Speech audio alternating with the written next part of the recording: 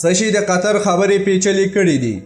په قطر کې د طالبانو او امریکایي استازو ترمنځ له 6 ورځو خبرو وروسته هم د دغو خبرو د پرمختګونو او ستونزو په اړه رسمي معلومات نشته.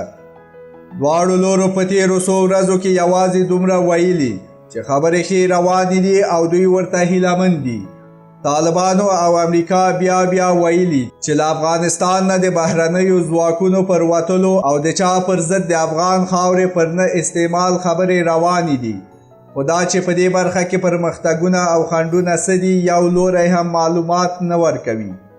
داسې ښکاري چې دا خبرې له پرمختګونو سره له لویو خنډونو سره هم مخ دي او له همدې امله خبرې اوږدې شوي او تر اوسه یې هم پایله نه ښکاري.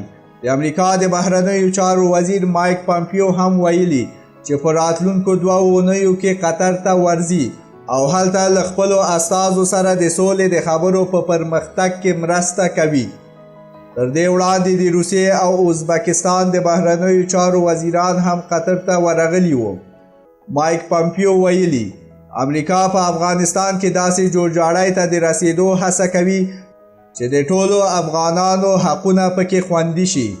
نوموړي ویلي د افغانستان لانجه پیچلې ده او که سیمه ییز لوبغاړي یعنی پاکستان، هند، چین او روسیه هم چې هر یو ځان ته ګټې لري پکې ورګډ شي هغه لا پیچلې کیږي او د هوارۍ لپاره یې خبرې اترې هم ستونزمنې کیږي.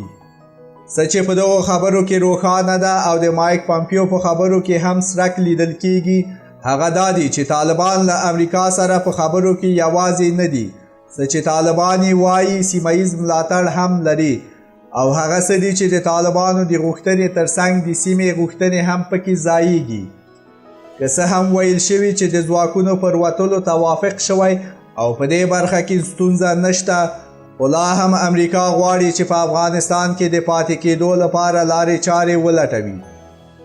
دا هغه څه دي چې طالبان یې نه مني او له همدې امله خبرې اوږدې شوي دي.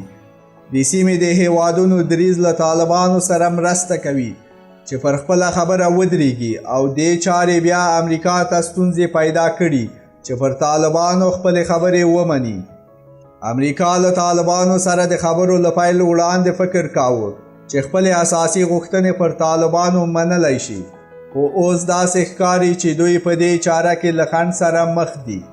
د امریکا لپاره په افغانستان کې د نظامی ځواک ساتل اساسي خبره ده، خو طالبان بیا دا د ځان لپاره سره کرښه ګڼي او دا هغه څه دي چې سیمه ییز هیوادونه هم پرې له طالبانو سره یوه خوله دي.